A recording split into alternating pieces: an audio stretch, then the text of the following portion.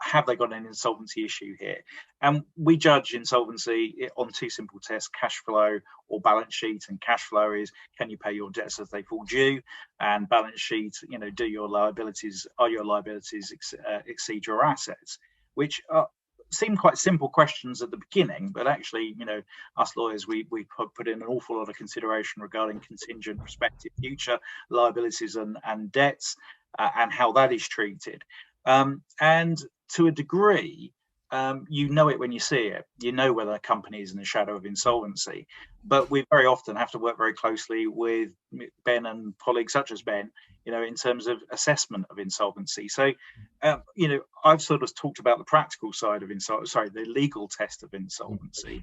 What about the practical side, Ben? When do you? Yeah, I mean, exactly. I mean, with this sort of, entrepreneurs, with this, with IP, the structure is the structure, but you typically will find it's HMRC, they're owed money in some respect for VAT, PAYE, etc. So that's the first one that needs to be looked at. I mean, obviously COVID and as well, we can touch on that and how that is changing the environment and how we deal with things.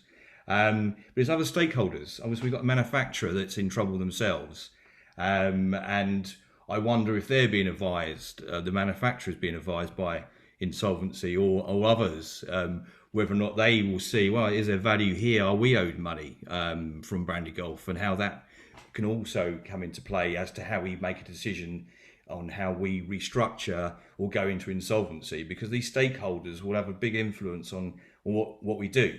It's often it is these stakeholders that HMRC will by and large will accept that they're not going to get anything out of this, but it's the other ones that may have. I think we've touched on before with the actual software. It's all seen to be designed by Brian and Andy, but there's always, I find with IP, there's usually a software company that will have a key. And they need to be, it's ransom creditors. I mean, it's a dirty word, but that's effectively in an IP environment, what you often find, there's somebody actually that can switch it off. So therefore you can't actually use it unless they're looked after as part of the process. I mean, these around the edges is what I find when you have a client like this come to see you with a structure in place. I mean, for this purpose, tax is not really something we're going to touch upon much, I'm sure, to the chagrin of some of our audience here, but it is these types of stakeholders influence how we then advise the client on how to restructure. And often, let's be fair, during COVID, it is easier to restructure. For good or bad, it is, and that's a fact of life, and then that's what we're facing. And that's ended for recently, but certainly, and then we've got the funder that may be there in the background wanting to get involved. And again, may drive how this works. Yeah, I agree entirely. One has to have that assessment of both, what assets you've got, where do they sit, particularly you look at the IP, but the liabilities, where are they? Who are the stakeholders in this business? And they will determine the options that are available to this company.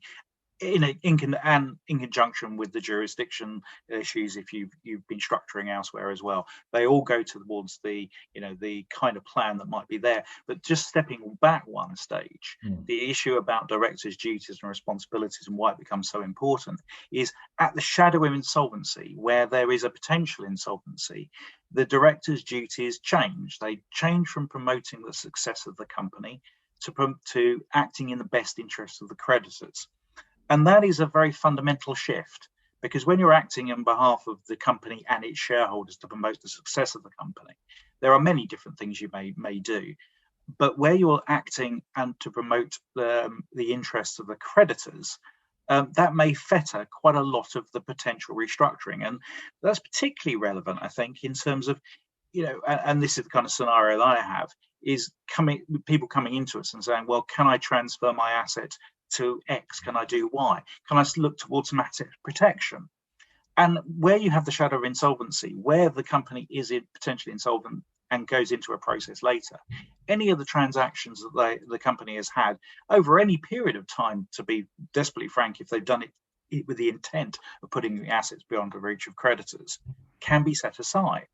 There are also time limits in terms of antecedent transactions, such as transactions at an unknown value and preferential payments as well. These are all things that they might do in the lead up to an insolvency process, which, with the benefit of hindsight, the insolvency practitioner looks back, looks at what the directors have done, and can unwind those transactions.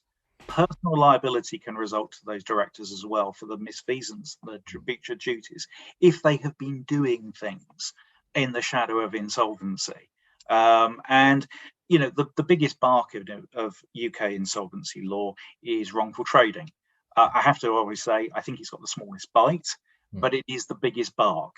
And wrongful trading is the fact of the directors have to consider whether they knew or ought to have known that there was no reasonable prospect of avoiding administration or liquidation, i.e. avoiding an insolvency event. And if they carry on trading past that particular point, then they can be personally liable for the additional loss that is occasioned to the company and its creditors.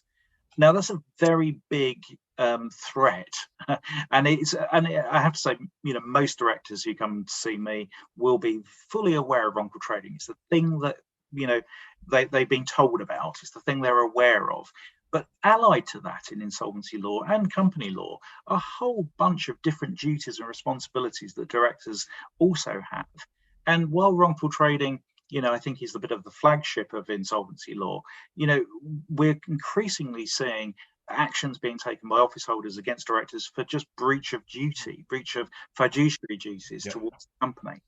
And therefore, I just make the point again that where one is thinking of planning or doing something outside of an insolvency process, it is real risk for them of personal liability, etc.